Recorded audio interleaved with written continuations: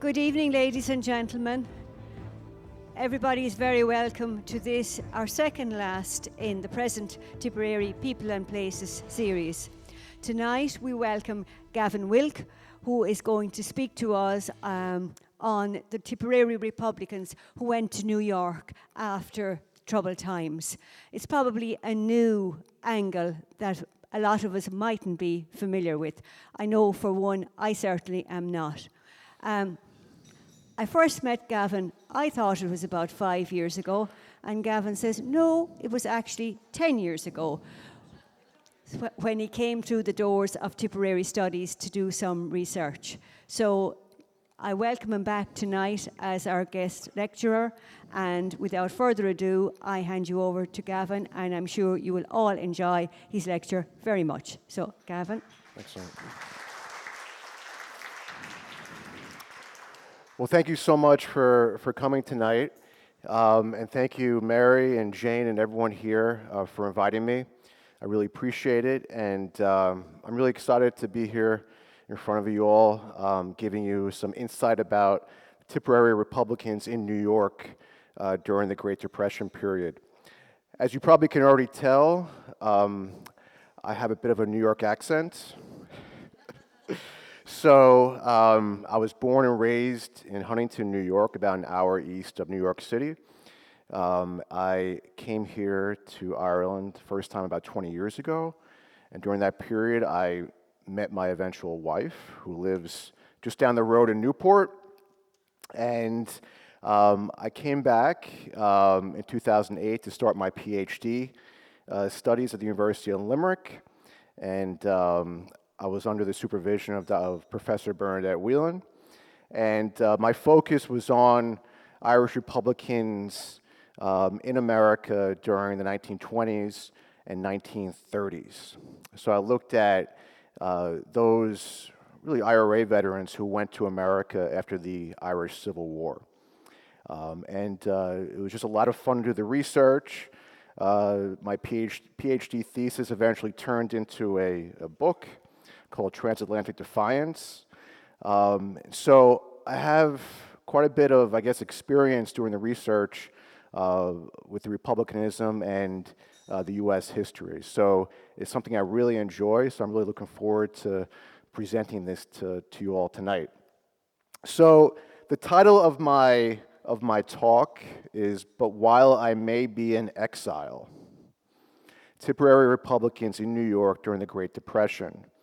Now, that word exile is a word that was used quite a bit by Republicans who went to America after the Irish Civil War. Okay, in many ways, they were displaced. Okay, the Irish Civil War ended, and hundreds, if not thousands, of Republicans, after they were released from prison or after they left Ireland from being on the run, went to America to find greener pastures and to, in some ways, reinvent themselves and to move forward with their lives. But many maintained contacts in Ireland. Okay, so what we'll do tonight is we'll look at the Tipperary dynamic, and I'll delve into a number of Republicans, both men and women, who went to America during this period of time. So right here at the front cover here, you can see I have a few documents that we'll go into in a little bit. We have a visa application from Michael Flannery, who was in the Tipperary 1st Brigade. We have a advertisement that appeared in the Irish American Advocate about the Tipperary Exile Social Club.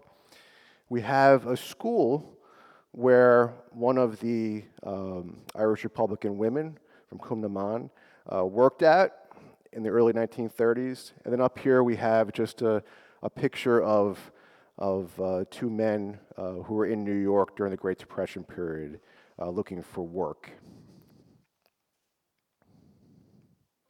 So the major features I'm going to look at tonight are these. Okay, we have this back and forth movement. Okay, now what I found really interesting when I do my research on this is the fact that there were quite a few Republicans who left Ireland. People would have known of them, but in many instances, they didn't actually know what they did in America. Okay. Well, my goal over the last couple of years is to provide a glimpse into their lives. Because ultimately, we have this back and forth movement, this transnational movement between Ireland and America during the interwar period. And the three major features include people, ideas, and money, okay, that went back and forth across the Atlantic during this period of time. Okay, so we'll focus on some of this as we move forward. So just to provide a bit of a context, okay, Irish emigration. You know, we think of Irish emigration, of course, the first thing we think of is the famine period during the 1840s. But ultimately, immigration continued up through the early 20th century, Irish immigration, okay? And I think these figures are quite telling. From 1901 to 1910, we have nearly 340,000 Irish immigrants who arrived in the U.S. 1911 and 1920, we have a little over 146,000 immigrants who went to the U.S., okay? The western areas, just like as during the famine period, were the areas here in Ireland where the people left during this period, including Leitrim, Cavan, Monaghan, Roscommon, and Mayo. But we also have all the other areas in Ireland, including Tipperary and other areas in Munster. Okay. We also have other options for immigrants, including Britain and Australia. Now, these immigration acts in 1921 and 1924 created a bit of a different dynamic for Irish immigrants. Okay, they had to go through a visa process where they would have had to go through the U.S. consulate in order to acquire a visa. So it was not a simple, I guess, process of hopping on a ship, paying for your passage, and heading off to America. Now you actually have to go to the consulate and meet with a consular representative. And I'll go into that in a bit more detail because I have one interesting story to tell you guys about regarding that. But with the visa process, it includes consular appointments, interviews, as well as sponsorship. And the immigrant needed to have $25 in the 1920s to enter America. So why emigrate?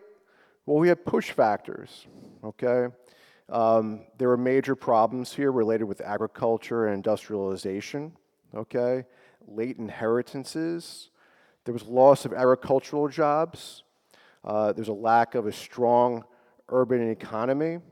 And there was ultimately a stagnant economy, okay? And this was very much so during the 1920s, okay? And especially after the Irish Civil War ended, this is something that many of the Republicans encountered. And they even had a tougher time finding positions because of their background. So if you look at the United States in the early 20th century, we have a massive industrialization that was taking place. There was a rise of manufacturing. There was a growth of machines, okay? I lectured at UL for a number of years. Now I work at UL Global, so I moved to administration. But when I was lecturing, we used to show videos to students of the 1920s with the automobiles in New York, and there's some great silent films. So you ever have time, you can go onto YouTube and see some of the clips, okay?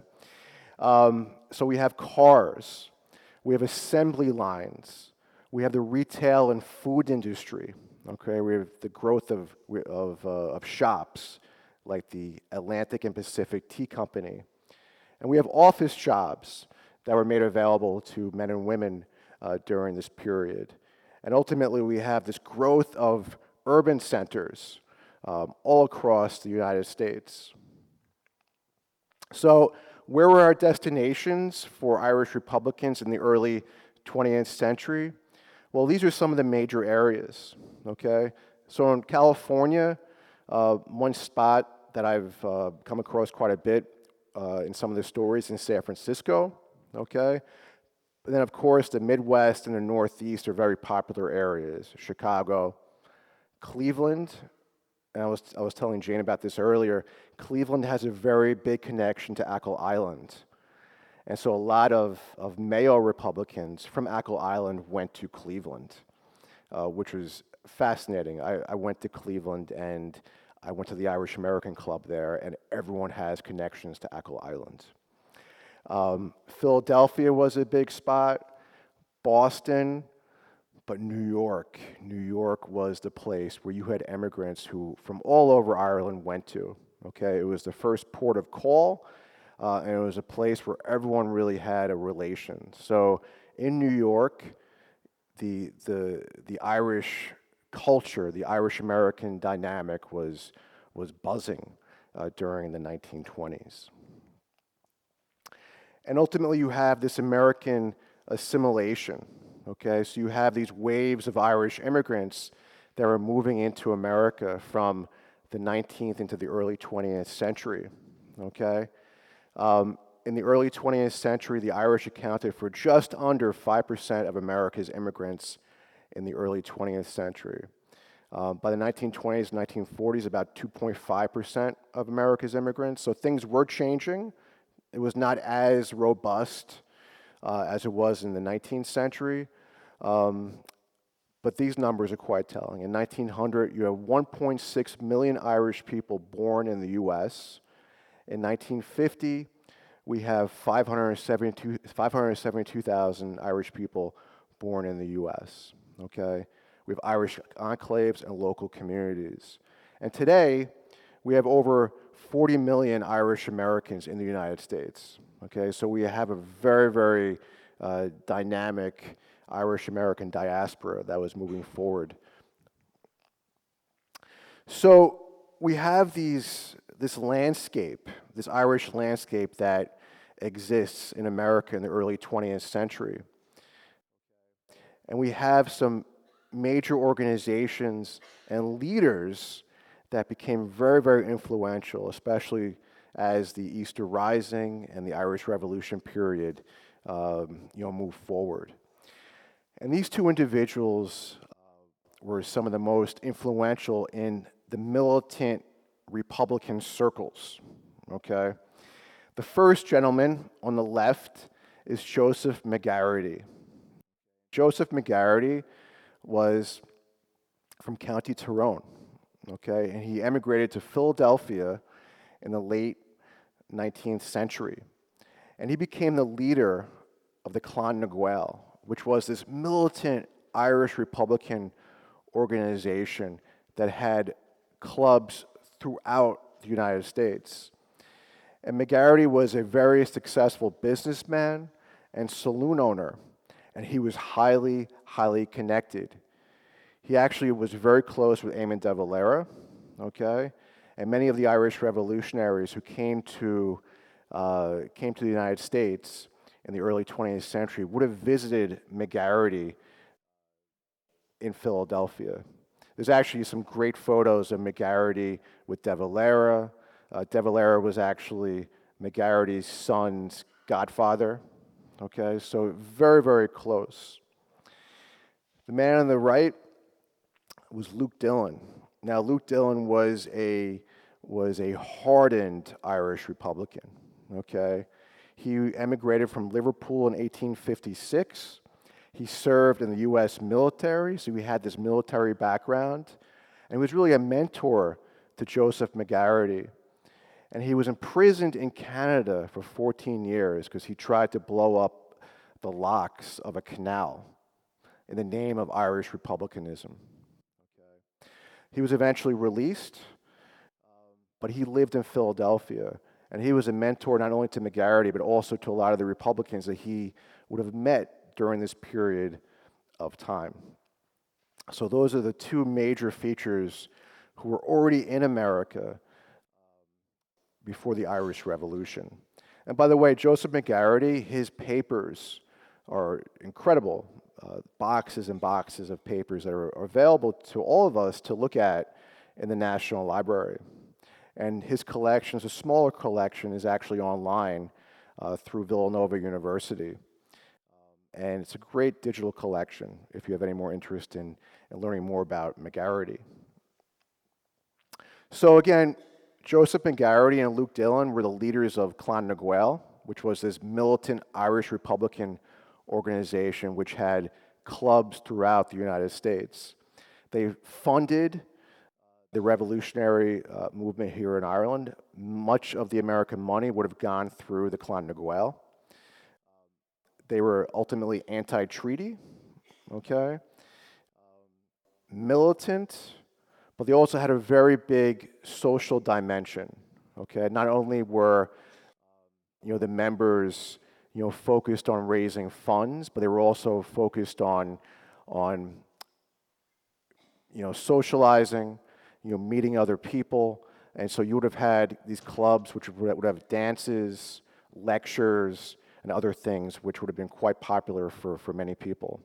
So as we see, for those Irish Republicans, both men and women who emigrated to New York, the Clan na Gael was the perfect place for them to join and become quite active.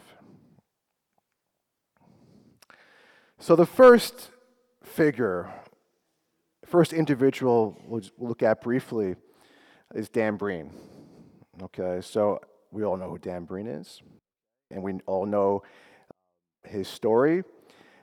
Dan Breen spent some time in America. Okay, he went to America, went to New York during the early to mid 1920s. There were accounts that he supposedly ran a speakeasy in New York. During his time in New York, he actually had his memoir, My Fight for Irish Freedom, published, okay?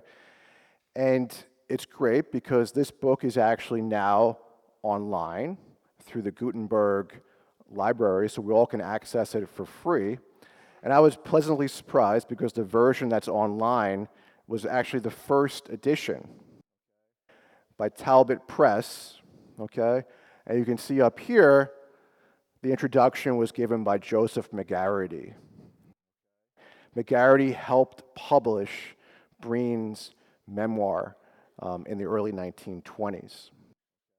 McGarity, again, was someone who was highly connected, a newspaperman, and he was very involved in the publishing industry. So Breen is someone who pops up occasionally in the Irish-American story, okay?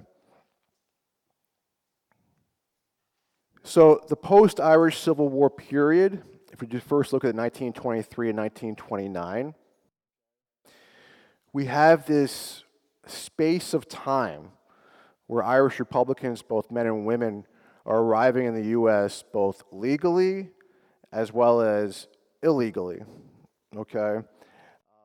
And so those who arrived legally would have gone through the regular visa channels.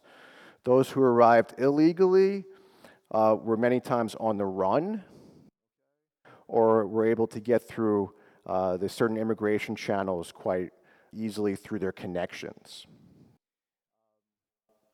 This man over here, Jeremiah Murphy, now he was not from Tipperary, okay? He was from Kerry, but he wrote a great memoir, When Youth Was Mine, a memoir of Kerry. And he gives a fabulous account of going to the consular, the U.S. consular office in Cork to get his visa sorted. Okay. So when I was doing my preliminary research on this, I used his memoir to really create a foundation for learning more about the process for the legal immigration. The illegal immigration stories have proven very, very interesting. I've come across letters from IRA veterans who dyed their hair, who went through the railway between Canada and New York. There was one man who was arrested and thrown into prison. So those stories are fascinating. A lot of different elements that are there. So this man right here, Michael Flannery, Okay, I'm sure we've all heard of Michael Flannery, okay, from the 1st Tipperary Brigade. And Flannery is someone who was involved in the Republican movement his whole life, up through the 1990s. And Flannery left, there's actually an oral history collection of Michael Flannery, of some of his interviews in the Archives of Irish America, located in New York. This is under New York University. So Flannery was interviewed in, I believe, in the 1990s. And his interview is fabulous. It gives us a nice little platform to look at other stories. But Flannery recalled that there was a general exodus from Ireland after the Civil War. All those who took the Republican part in the Civil War, as I did, had no use for you. You couldn't get a job no matter what your profession was. They froze you out. Those are his direct words. Out we went to this country, the US, or to England or Australia. We got out of the country. There was a general exodus of people out of Ireland, okay? And that was the 1920s. So the next paragraph is interesting. I had little difficulty in getting out. I don't know really why I was objected to not being a proper citizen for America, but I got over that. The American consulate used his influence to get me in here. I had to bring papers from the consul general, sealed, a letter from him before I could get into the United States. What was in it? I don't know. I never found out. So I wanted to learn more about this, okay? And thankfully, Michael Flannery's visa packet is actually available to us, okay, through the Department of Homeland Security in Washington. And so you actually can get any of these visa applicants or visa applications. I think now it's around $50 to $60 to apply to get the visa packs. So a couple of years ago, I managed to get a copy of Flannery's visa application, and it was fascinating. And it did touch on some of the things that he mentioned in his interview. Well, the first thing, as you can see, is a great photograph. It really is, of Flannery when he emigrated in 1927. This right here, it goes into the fact he mentions that he was a political prisoner in Ireland. And I've looked at a few of these documents, and this is the only one that I came across where it does note that he was a political prisoner. So when he went to the American consulate, that was known because he put it on his application. And this right here is just another document, the record of his visa. And this again goes into the fact that he was a prisoner in the Curragh, okay, outside of Dublin. So this provides a fascinating look into one particular visa application. But again, to go into America legally, you had to get these visas, just as we do now. Okay? This is how it was in the 1920s. This is the application for the immigration visa quota through Flannery. Okay, and so we have all of his information here, and who he was going to go out to see in New York. So that is Flannery. Again, the one thing is, when I did my initial research for my thesis and the book that was published 10 years ago, I had a lot of material to work with, but the one collection that was not available, that we now have access to, are the pension records, the IRA pension records. And these pension records are incredible, okay? And they're online through the military archives, okay? The Irish military archives. And I highly recommend, if you have not looked at those records, to look at them, okay? They give incredible information. And one thing that they've done is they've opened up some of the stories about the Republican women who went to America. because I had a very tough time actually finding stories about the women who went to the States. They weren't really documented in the IRA records. Just wasn't there, okay? But the pension records reveal more, okay? And so it's just been a delight to be able to look at some of this information. So as you can see right here, this is a record for Mary Agnes Davin, okay, or Mary Agnes Collins before she was married, and her pension questionnaire. So these pensions they started to be given out in the 1930s. Okay, so part of the part of the process was you had to answer these questions, these questionnaires. Okay, and as you can see here, we have 1934. Mary Agnes Davin was living in Brooklyn, New York, in the mid-1930s, and it notes right here. Okay, the first question is here. What month did you go to America? And she mentions, I went in December 1922. So it was during the Civil War period, okay? My father had my passport got a year previous. Why did you go to America? Okay, and again, I think this question is very, very important, and we think of what Flannery mentioned, and we can compare it to what Davin mentioned. And she notes, I went for personal reasons. I would not go at first. My father and my sisters were sailing. My aunt died, and my other aunt was seriously sick, and I was not going, although he got the passport. Okay. Seamus, I'm not sure who Seamus was, I'm still working on that, asked me to go as I could do some good by getting some ammunition. Okay. So it just shows you right there. That was one of the reasons why she went initially, to help the cause, all right? Next question, did you get the stuff? And so she notes, I went over and I went to this organization, the American Association, which was affiliated with the Clan Nagual. And she met Sean Moylan, okay? And Sean Moylan, again, was a very, very influential Irish Republican, IRA veteran. He ultimately served in Dáil Éireann, okay? And he was one of the leading IRA officials whose goal was to get arms from America and ship them back to the US, okay? And so she met Moylan, and that was one of the first things that she focused on, okay?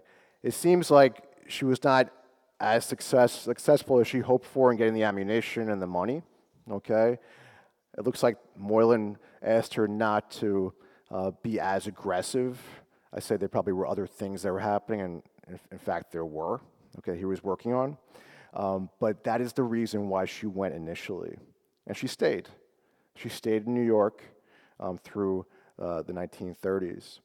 Now, Davin was actually injured during the Anglo-Irish War. She actually lost sight in one of her eyes. Okay.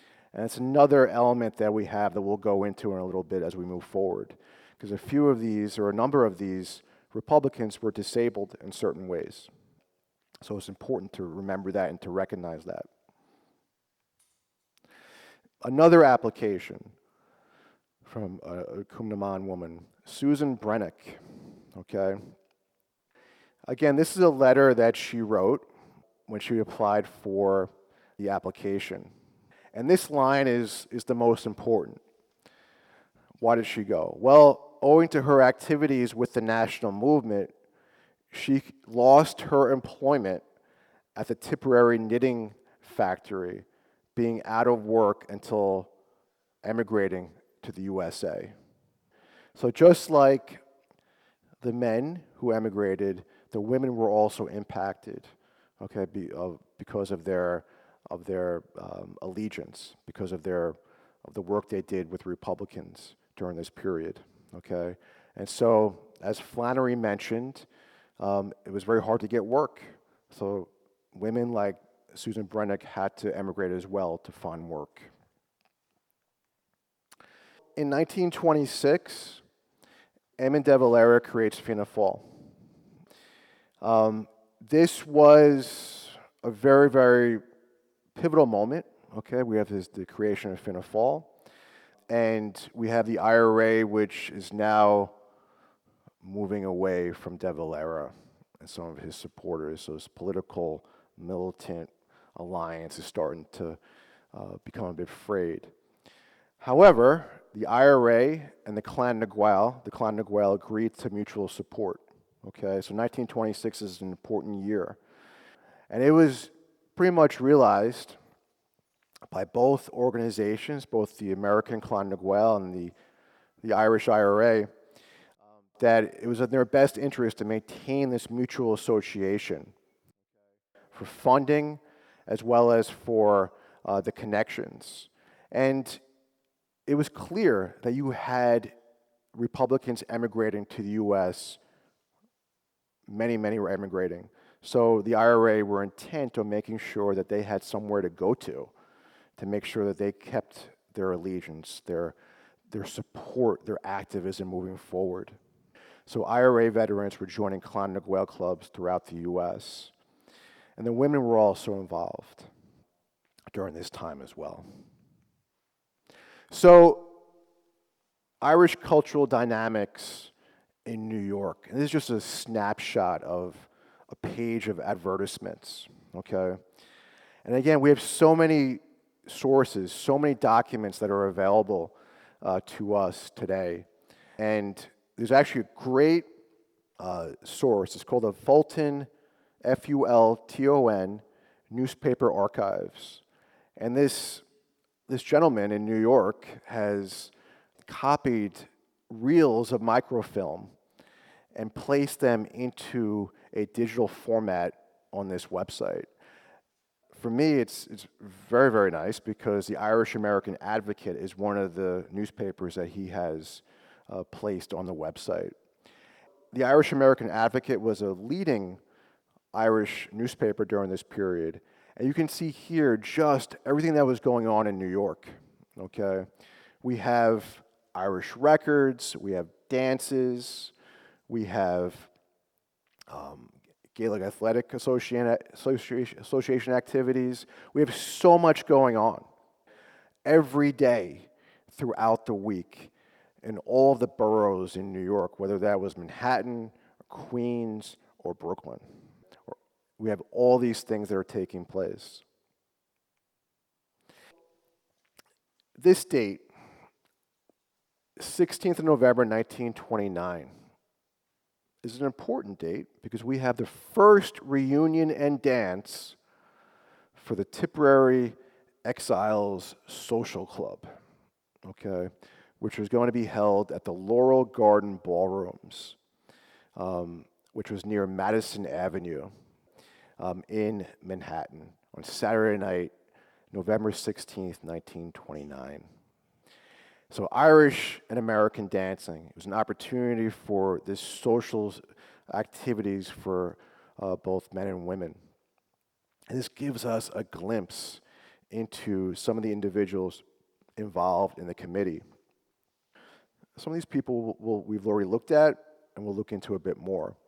So right here, we have Michael Flannery. Okay, he's noted as one of the leaders. Now Flannery, when he arrived in New York, he got a job at an insurance firm. So he worked for an insurance firm. So he had a desk job. But he was joined by a number of other individuals here as well, both from North Tipperary as well as South Tipperary. Admission was 50 cents. Now another individual that's mentioned here that we'll look at is this P. Ryan Lacken, so Patty Ryan Lacken, and then Wedger Marr. Now Wedger Marr is someone who I did not know about too much until I started preparing for this lecture. Now Wedger is there on the left. That was taken, I believe, 1913, 1914 at a very important GA hurling match. He actually came came over to the U.S. first, and he was from Tumivara, very, very big in the GAA circles in Tumivara. And he first came over to America in 1926 when the Tipperary Hurling Club came over to the U.S. to tour. He came back and emigrated to the United States in 1927. And he became a newspaper writer. He was a journalist for the Irish Echo. And he wrote about handball in particular. Okay, there was a big handball scene in New York. And that's what he focused on with his sports career. But he was someone who was highly influential in Irish American circles. He was always involved. You would see him in everything during this period of time. And this right here is from the Irish American Advocate. Patrick Wedger Marr arrived recently, and now he's in New York. Okay, so he'd be a major figure in New York Irish circles for the next 30 years. Another individual is Paddy Ryan Lacken. And Paddy Ryan Lacken arrived in the United States on this date in 1928, I think, or 29. And Ryan Lacken was someone who, was a fierce IRA fighter from Torr out in Newport, and he was someone who was quite influential in local IRA circles around here, and became very, very influential in New York as well. Okay. And we'll go into more about what Ryan Lacken did in New York over the next few slides. So, the Great Depression era. Okay, I think this quote is something that is quite important. Okay, because again, as we think of the Great Depression, we think of breadlines, we think of the loss of jobs in America, and just how impactful it was for individuals.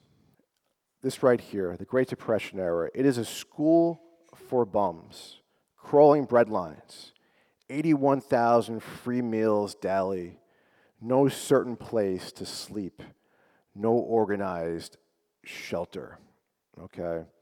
And so we all know that in 1929, the stock market crashed, okay, in October of 1929.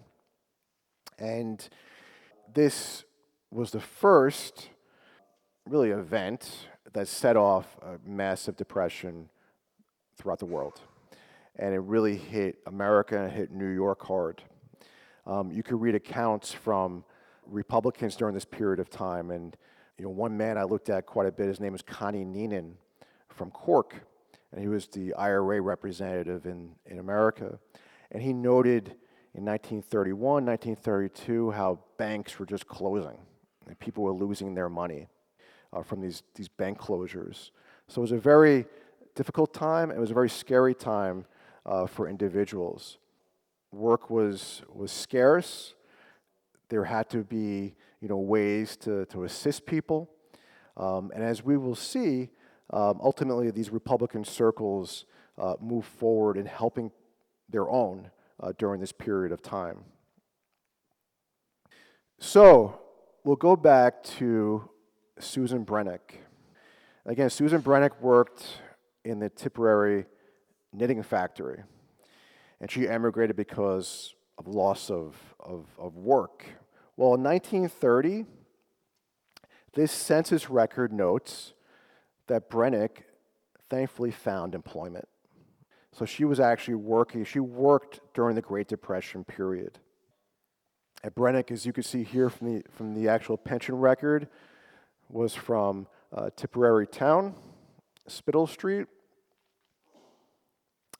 And she worked as a cleaner at the Mason Collegiate School up in Tarrytown, New York.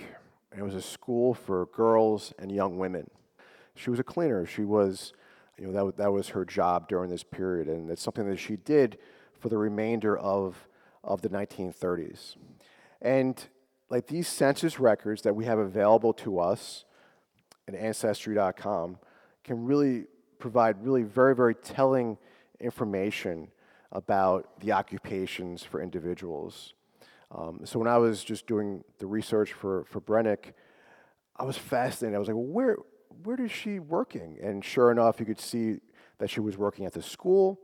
And you can then go into the school's archives and learn more about the actual school, where you can get a little bit of more of a flavor for what her work was. Michael Flannery. Again, if we go back to his recollections, he describes this. I came out here in 1927. I intended going back in 2 years, and then the Depression came. And at that time, I was very involved with the Clan Naguel. I had a job, but most of the men in the clan were redundant. And so he notes how the Clan Naguel actually set up a shelter for some of these men in order to make sure they had a place to sleep and a place to eat. Okay?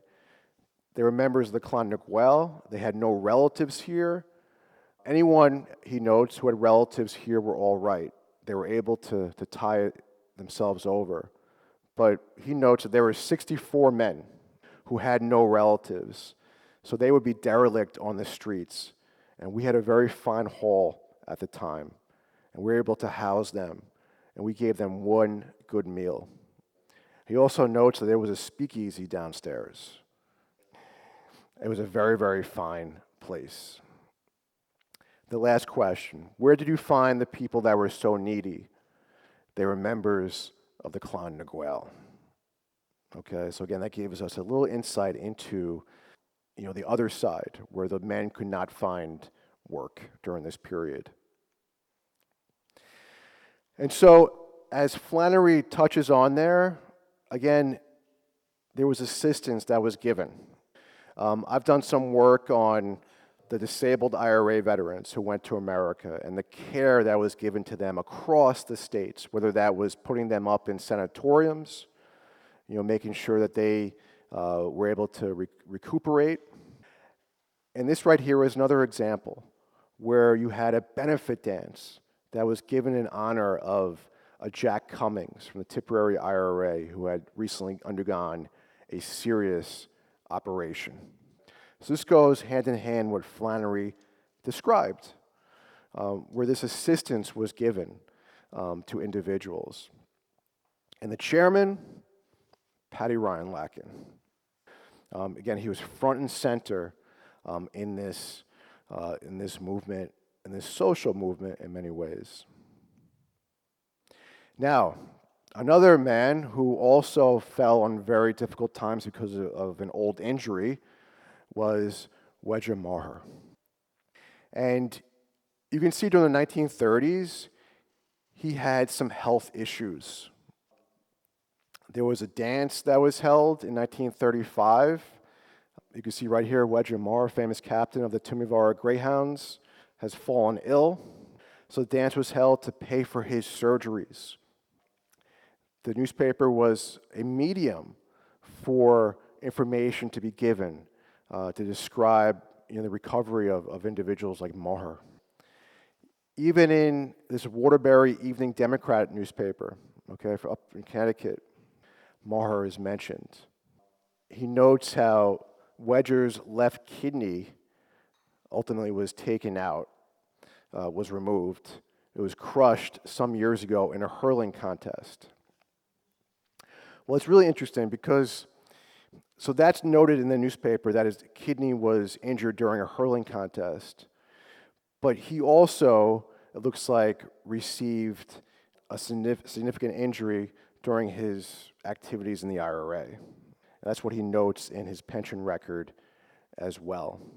Because he applied for disability pensions, a disability pension from the IRA in the late 1920s. This is a letter that appears in his record. And this right here again is just something that he notes where He sustained, an injury during his time in the IRA, and he was just hoping he would be able to maybe get some extra money to help him move forward in rehabilitating himself. And he notes here that he had his right kidney removed.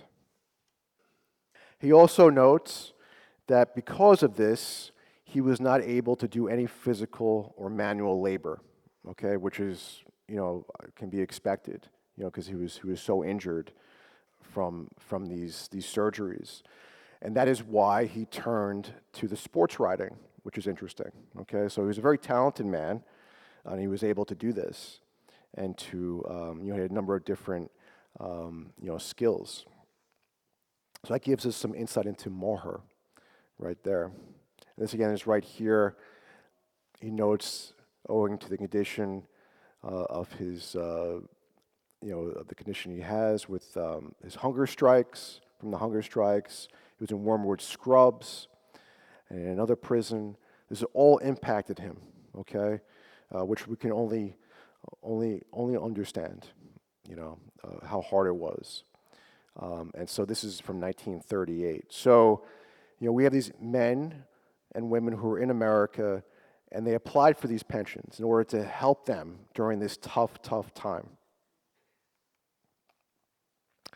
And this right here again is from Wedger Maher. And ultimately, he did receive a proper pension. Okay, not every application was successful, but his application was. It did take some time, though. Okay. Paddy Ryan Lacken. Now, the Morris Toomey papers over at University College Dublin. Morris Toomey was the IRA chief of staff from 1926 to 1936. And the collection is fantastic. I had an opportunity to go there for a number of days a couple of years ago and to go through the records. And Lacken is mentioned in a number of the documents. And I found it really interesting because in July of 1932, it's noted here that Lacken and two other men may go home, come back to Ireland around September, okay? We might be of some little assistance locally or otherwise in consolidating opinion while we were really lost here. So that was 1932. Now, the reason why Ryan Lacken, and other Republicans felt a bit more comfortable in returning home in 1932 was because Eamon de Valera and Fianna Fáil were now in power. So we do see a number of Irish Republicans returning back to Ireland. There was this reverse migration during this period of time. Now, Ryan Lacken did not come back home, okay? A few months later, he got married. And he and his wife had 2 children over the next couple of years. So he stayed in New York. However, some of the effects, again, as we see with Wedge and Maher, the same thing happened with Lacken. The impacts that occurred, the ill health,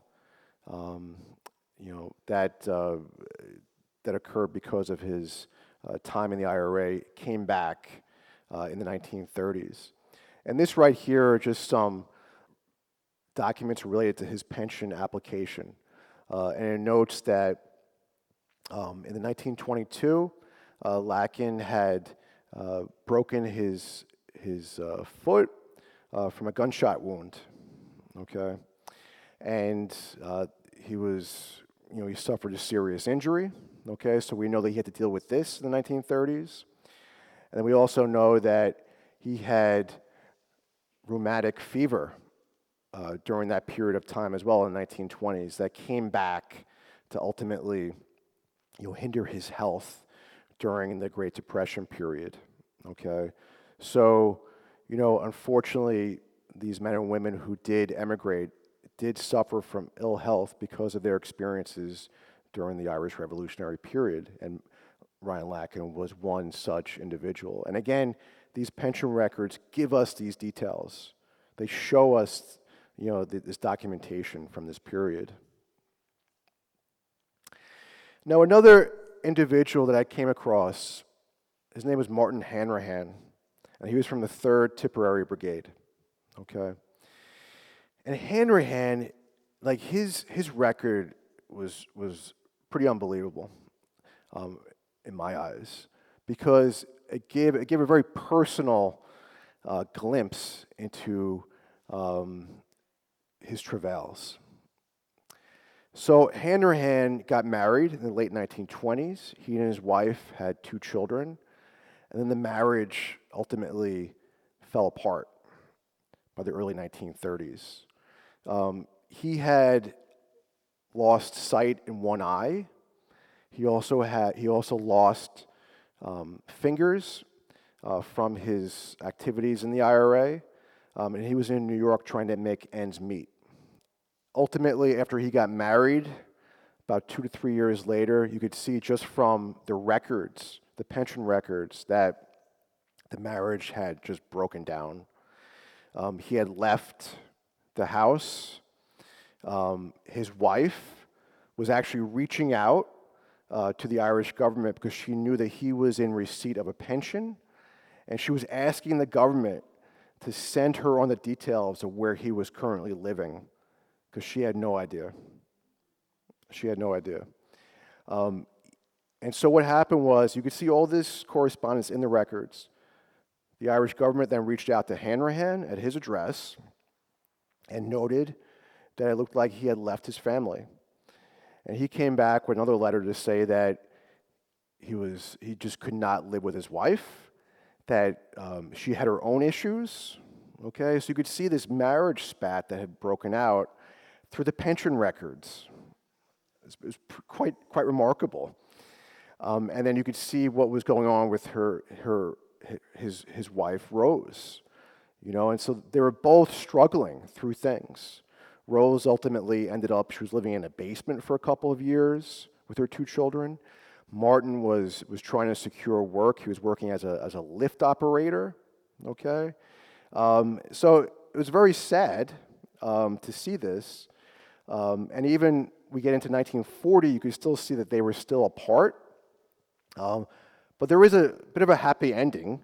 They did get back together, looks like in the 1940s, and they moved back here to Ireland. So they went through this spat and these issues, but they were able to reconcile. But again, these pension records show what was going on in circumstances like this. And so this is just some of the letters that was going back and forth between the Irish government and Hanrahan. This was the only case I came upon where a wife was looking for an address of her husband during this period. And again, all these, you can connect the dots. This is from the 1940 census with Rose Hanrahan. You can see where she was living with her 2 children. And this right here is Martin. And in the early 1940s, young men in America, I think it's up to the age of somewhere in their 40s, had to apply for a registration because it was almost of draft age. And it's really interesting because Hanrahan, it notes that his fingers were lost on his left hand. Okay, so you could see that this was a major issue, of course, and this is why he could not do that manual labor. But he worked as a lift operator in one of the apartment buildings in New York City. It looks like it was in Park Avenue, which is interesting. So, during the 1920s, after the 1920s, we have these transatlantic links that really, were taking shape, okay, during the Depression period, okay? And again, Kevin Kenny, who's at New York University now, notes that there was this back and forth migration between America and Ireland, okay? This economic and political engagement, this cultural interpretation between Ireland and America. And we have a number of events that were taking place. Like in 1931, the Tipperary Hurling Club toured the U.S. again, Dan Brain was one of the major orchestrators of that tour. We have the Eucharistic Congress in 1932, and you see accounts of Irish coming back to visit their friends and family. And then we have tourism that's really starting to take shape in Ireland during this period of time. So we have this back and forth movement of people. So no longer was it the case where if you went to America, you would never come back. Okay, there were opportunities where you could come back. Okay, there were ways to do that. So, one thing I consider myself a social historian, where I love learning about individuals and the normal people in society. Learning about what they did and